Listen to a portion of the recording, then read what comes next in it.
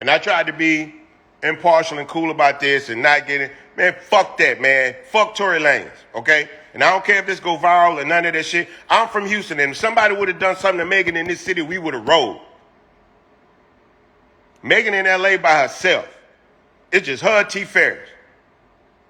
She ain't got a mama no more. Her mama is gone. Her daddy is gone.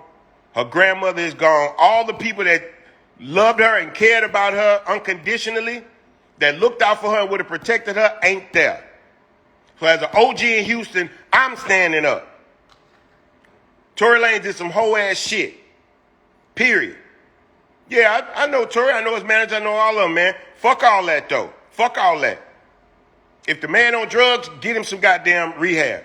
If the man got mental health issues, get him some therapy. But you're not just going to sit here and shoot this girl and we not say nothing. This shit not real. This is not real nigga shit. It's not. Anytime a man hurts a woman, that's obsession. That ain't love. That's obsession.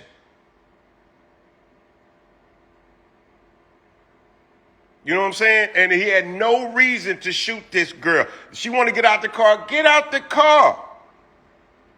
You get into it with your gal, she mad, let me out. Pull the fuck over. Because whatever you got to deal with that, it's going to be better than if you don't do that and you try to restrain a woman and then shit get physical. Because if she ready to get out the car and you don't let her get out the car, she going to get physical with you. And she got a right to. Let her out the goddamn car. No, he ain't from New York, he from Canada. So at the very least, they going to deport his ass. He got to go back to Canada. But when nobody's talking about it because it's a black woman, y'all can say what y'all want. That's just what it is. If Benji, the twin from Good Charlotte, had put his hands on Cameron Diaz or somebody, you let one of these actors or somebody that fuck with one of these white women in Hollywood, put your hands on Alyssa Milano and see what happens. Put your hands on Lady Gaga and see how quick they lock your ass up.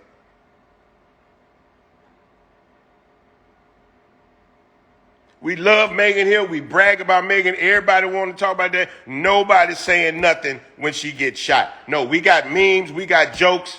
We got all that shit. Man, fuck that.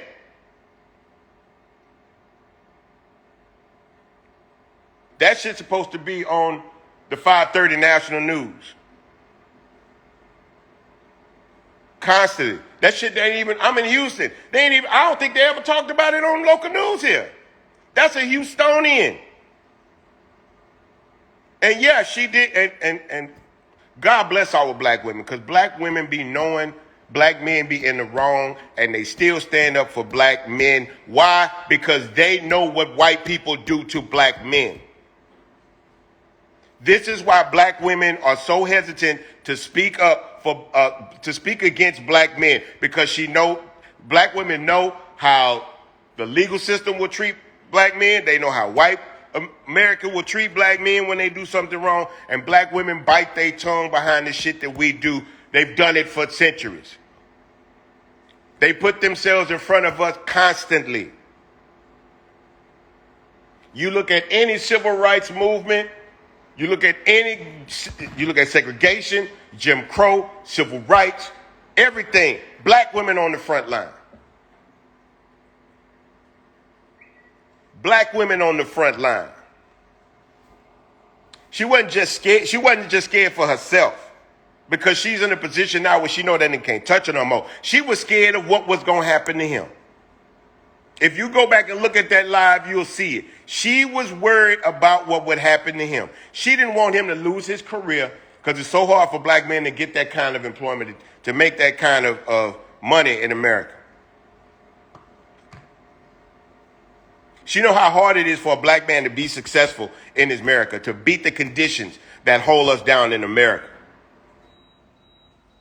That's why that girl didn't go to the police. She tried to cover for him at his worst, at his lowest. How many of y'all don't know a black woman that done that for their man, their brother, their cousin, their daddy, their nephew, their neighbor?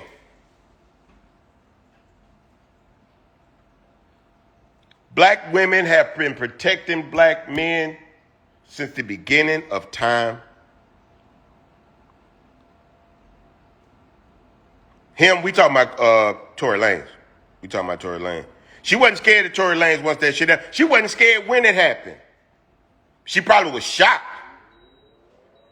But I don't believe for a second that Megan Thee Stallion is scared of Tory Lanez. Because Megan got a bodyguard that literally said, if I would have been there that night, that shit wouldn't have happened, and we know why. I understand that kind of talk. Because he's a black man that know he has to protect her. She ain't got nobody else to protect her. He took that on himself.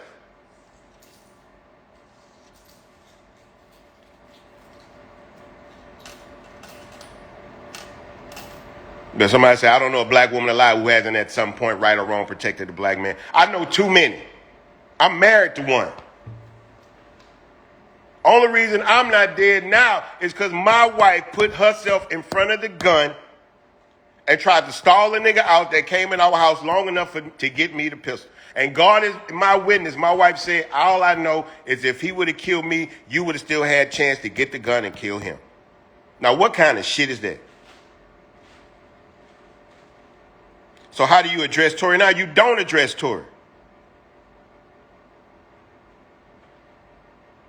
My life going to be the same whether or not Tory Lanez is in my life. My life not going to change. My life hasn't improved by knowing him. My life is not going to be worse from not knowing him. But Megan, I know. And I told Megan that we got her back. Way before this happened. Megan did a show here in Houston. And I told her, we love you and we got your back.